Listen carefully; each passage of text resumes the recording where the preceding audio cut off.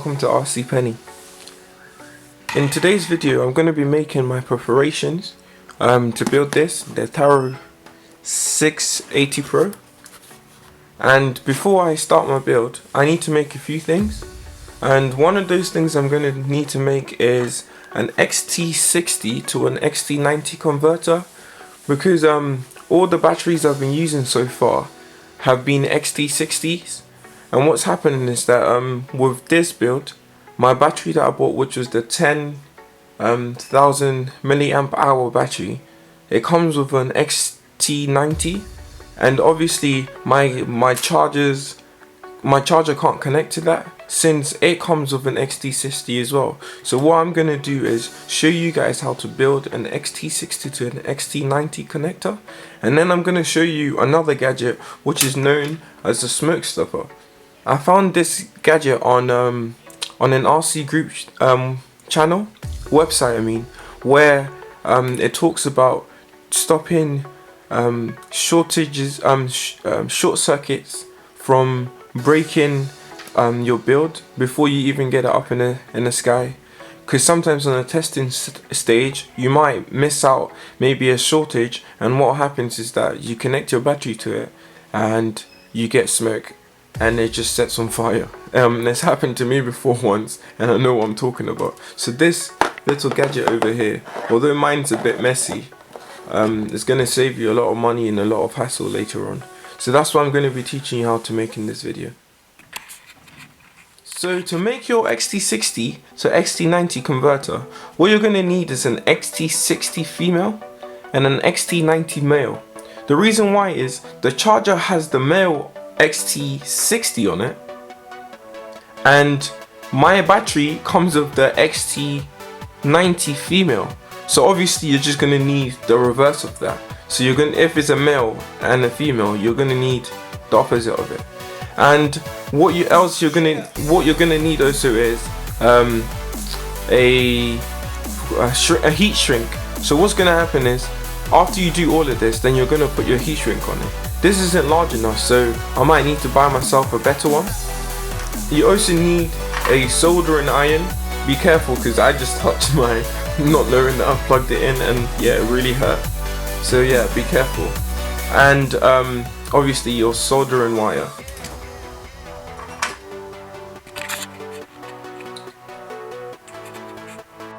Now to join them together, you could either use a wire, but what I found out is with the Xt60 and the Xt90, they can just literally slot in. The Xt60 can actually just plug straight into the Xt90 over here. If maybe I can zoom in for you guys to see.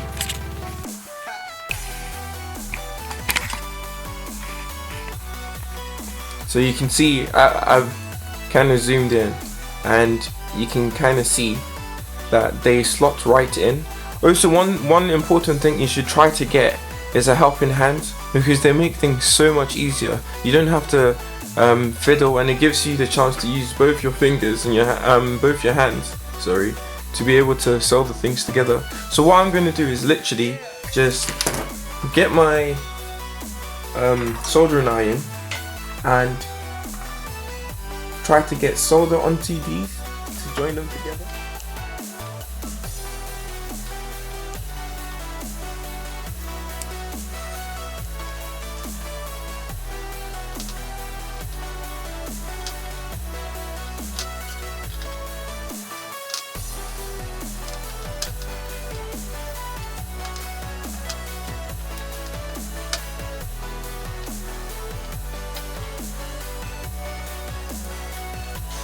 Although this isn't the best soldering job, as you can see they're joined, so that's what you need.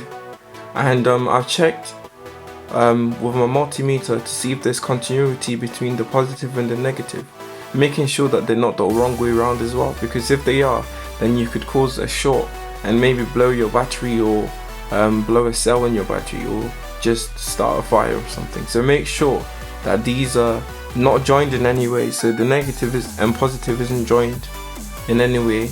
And then all you need to do right now is just put heat shrink on it, and you should be fine with this. So this is my converter, converting my Xt60 to an Xt90. I've now tried to heat shrink my exposed joint.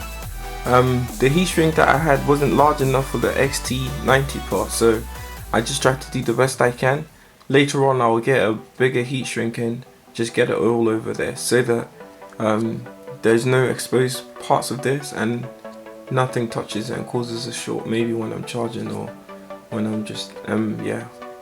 So this is it, and it will plug straight into my my charger, and it will convert it from a Xt60 to an Xt90. The next thing we're going to be talking about is this little device known as a smoke stopper. I learned how to build it from RC Group's forum, and I came across it after I had burnt my first quadcopter, so I built it not knowing that there was a short because of exposed wires to the carbon fiber frame, and I just literally plugged the battery in and boom, there was just smoke everywhere. It was lit on fire until my dad told me to unplug it, and then I could only save 2 out of my 4 motors, and I had to get new ESCs and everything. So yeah, this thing is going to save you a lot of money. How the smoke stopper works is that, like I said, the bulb, depending on the voltage and the wattage of the bulb, provides a certain amount of amps. So mine is a 35 watt bulb, and it's a 12 volt battery. So what happens is if you divide the wattage by the volts, you get the amps.